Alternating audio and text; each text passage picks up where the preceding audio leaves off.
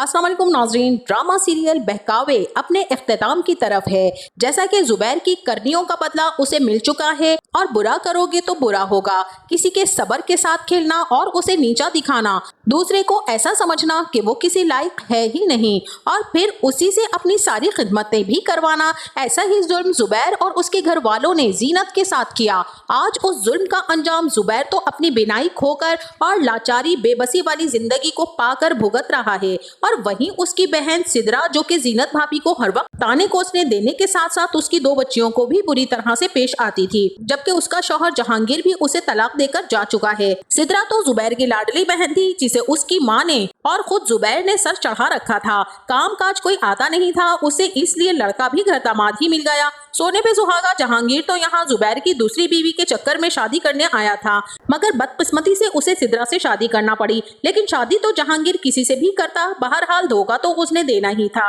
क्योंकि वो एक क्रिमिनल और चोर इंसान था जो हमेशा दूसरों की चीजों पर नजर रखता था। तो अब जैसा कि सितारा और जहांगीर को तो होटल का मैनेजर बेइज्जत करके होटल से निकाल देता है और साथ ही ये धमकी भी देता है कि मुझे पता चला है कि तुम लड़की को भगा कर लेकर आए हो, अगर मैं अभी पुलिस में रिपोर्ट करवा दूं तो तुम दोनों जेल की सलाखों के पीछे नजर आओगे, इसलिए जितनी भी जल्दी हो सके तुम अपना सामान उठाओ और यहाँ से निकलते नजर आओ। जबकि सितारा और जहांगीर को तो बिल्कुल भी इस बात का अंदाजा नहीं है कि जो माल वो जुबैर के घर से लूट कर लेकर निकले हैं वो सबका सब मैनेजर के बंदे उनके बैग से निकाल कर ले जा चुके हैं। सितारा तो बहुत ही परेशान होती है कि यहाँ से निकलने के बाद हम कहाँ जाएंगे और जहांगीर को मशवरा देती है कि मुझे लगता है हमें तुम्हारे घर चले जाना चाहिए, आखिर कब तक हम दोनों यूं मारे मारे फिरेंगे, तुम्हारे रिश्तेदारों पर केस करना चाहिए, तुम्हारी दौलत जायदाद पर कब्जा करके बैठे हुए सारे के सारे। अब यहाँ पर जहांगीर के पास कोई दौलत और जायदाद हो तभी तो वो केस करेगा, लेकिन फिलहाल तो वो जिस गिरोह के लिए काम करता है उसी का सरबराह जहांगीर को रहने का बंदोबस्त भी कर देता है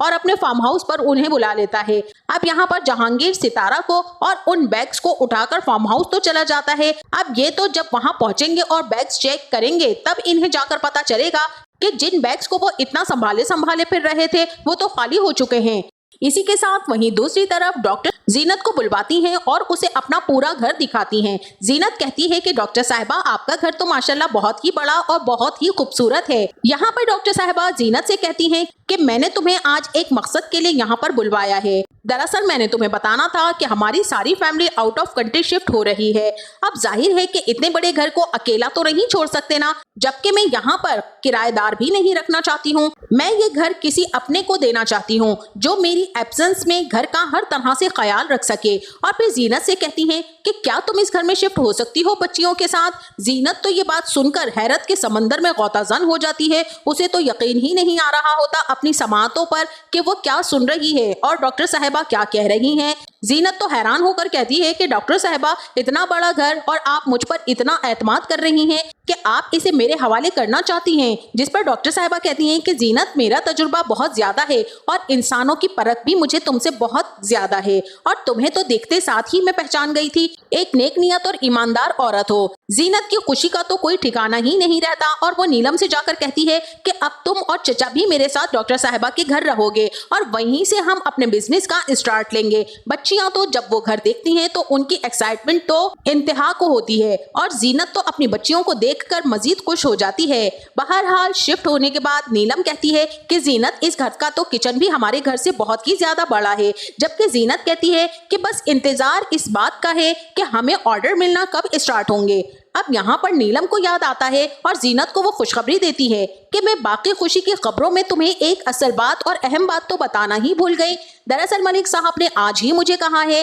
कि उनके ऑफिस का खाना यहाँ से जाएगा और ऑफिस में कम से कम 25-30 लोग तो होंगे ना। जीनत को तो बहुत ही खुशी होती है कि अल्लाह ताला ने उसके रास्ते को किस तरह से आसान कर दिया है, जबकि नीलम कहती है कि जीनत देख लो फाइनली तुम्हें तुम्हारे सब्र का फल मिल रहा है और अल्लाह ताला तुम पर किस तरह से मेहरबान हो रहा है। और इसी के साथ वहीं दूसरी तरफ सितारा और जहांगीर की झूठी मोहब्बत का भी ड्रॉप सीन होने वाला है, क्योंकि सितारा ने तो जहांगीर की नाक में दम कर रखा है कि तुम मुझे इधर उधर लेकर क्यों फिर रहे हो, आखिर तुम अपने घर क्यों नहीं चले जाते हो। जिस पर जहांगीर कहता है कि फिलहाल अभी वहां पर जाना मुनासिब नहीं है और मैं तुम्हें किस तरह से अपने रिश्तेदारों से इंट्रोड्यूस करवाऊंगा। अगर उन लोगों को ये बात पता चल गई ना कि मैं किसी की बीवी भगा कर लाया हूँ तो तुम्हें कुछ अंदाजा भी है कि मेरे खानदान वाले मेरा क्या हशर करेंगे और इलाके में अलग बदनामी होगी। सितारा कहती है پھر مجھے تم یہ بتاؤ کہ آخر آگے تم نے سوچا کیا ہے؟ جس پر جہانگیر کہتا ہے کہ بھائی صاحب کو آنے دو، ان سے کچھ بات کرتا ہوں۔ ستارہ سوال پر سوال کرتی رہتی ہے کہ کیا بات کرتے ہو؟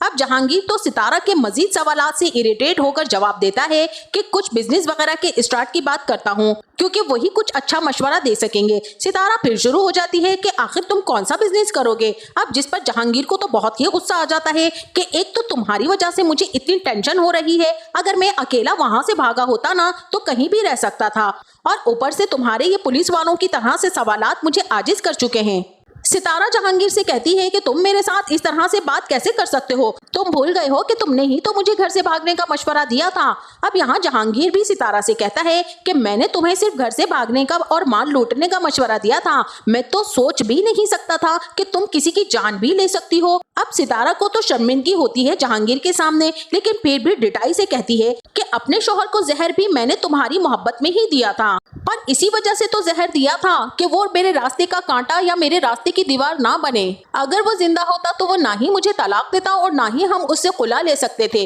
پھر میں تمہاری کیسے ہو سکتی تھی؟ اسی لیے میں نے مناسب سمجھا کہ اسے جان سے ہی مار دوں، اس لیے میں اس کو زہر دے کر چلی آئی۔ لیکن اس بات کا جہانگیر کو تو بہت ہی زیادہ افسوس اور دکھ ہے، اور اسی کے ساتھ جہانگیر اور ستارہ کی جھوٹی محبت بھی بہت ہی جلد ایک دوسرے کے سامنے آنے والی ہے، کیونکہ جب ستارہ کو یہ پتا چلے گا کہ جہانگیر کسی دولت جائیداد کا مالک نہیں ہے، بلکہ وہ ایک چور، ڈاکو اور فراڈیا انسان ہے، اور پھر جس مال کے سہارے یہ لوگ گھر سے بھاگے تھے وہ مال بھی ان کے ہاتھوں سے نکل چکا ہے، تو ستارہ کو تب جا کر افسوس ہوگا کہ اس فراڈیا انسان کی باتوں پر یقین کر کے اس نے اپنا ہنستا بستا گھر خود خراب کر لیا۔ اب ستارہ خود کو دہائیاں دے گی کہ ستارہ تو نے کیا کیا، دوسرے کے محل کو دیکھ کر اپنی ہی جھوپڑی کو آگ لگا دی۔ اور اسی کے ساتھ وہیں دوسری طرف زبیر کو بھی اب زینت اور بچیوں کی یاد آنے لگی ہے، اور اسے بہت شدت سے اس بات کا احساس ہونے لگا ہے کہ میں نے اپنی ماں بہنوں کی باتوں میں آ کر اور بیٹے کی لالچ کی وجہ سے ستارہ جیسی عورت سے شادی کی، اور اپنی نیک سیرت بیوی کی قدر ہی نہیں کی،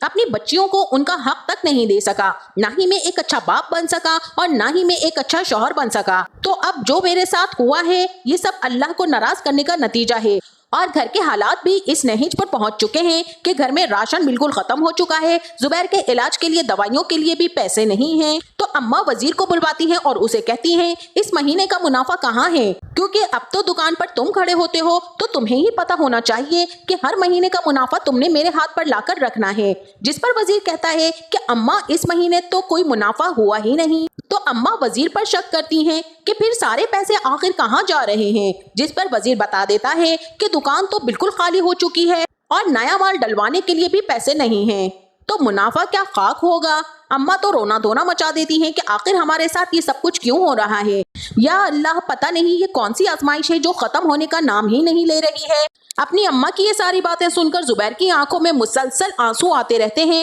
اور وہ اپنی اماں سے روتے ہوئے کہتا ہے کہ اماں، زینت اور بچیوں پر ظلم توڑتے ہوئے ہم نے ایک لمحے کے لیے بھی کبھی نہیں سوچا تھا، سچ تو یہ ہے کہ ہم فرعون بن چکے تھے اور اللہ کی ذات کو بھلائے بیٹھے تھے، اور اس جہانگیر نے جب زینت کے کردار پر الزام لگایا تو بجائے اس کے کہ میں اپنی بیوی کی باتیں سنتا، اس کی بات پر یقین کرتا، میں نے صرف اس لیے کہ میری بہن سدرا کا گھر خراب نہ ہو جہانگیر کے جھوٹ پر یقین کر لیا، اور اپنی بیوی کو اور پھول جیسی معصوم بچیوں کو دھکے مار مار کر میں نے گھر سے باہر نکال دیا۔ اور ابھی تو زبیر پر یہ راز بھی آشکار ہونا ہے کہ جس اسلم کو وہ اپنا بہترین دوست اور بھائی کہتا تھا، جو اب زبیر کے اس مشکل اور کڑے وقت میں کہیں نظر نہیں آیا ہے، دراصل اس کی بھی زبیر کی بیوی زینت پر بہت ہی گندی نظر تھی، اور زبیر کا گھر خراب کرنے میں اسلم کا بھی بہت بڑا ہاتھ ہے۔ اب زبیر پر ایک ایک کر کے سارے راز کھلتے تو جا رہے ہیں، اور یقیناً اب وہ زینت سے معافی مانگنے کا سوچے گا، جبکہ زینت جو ایک اچھی نیچر کی عورت ہے زبیر سے کہے گی کہ میں نے تمہیں معاف تو کیا،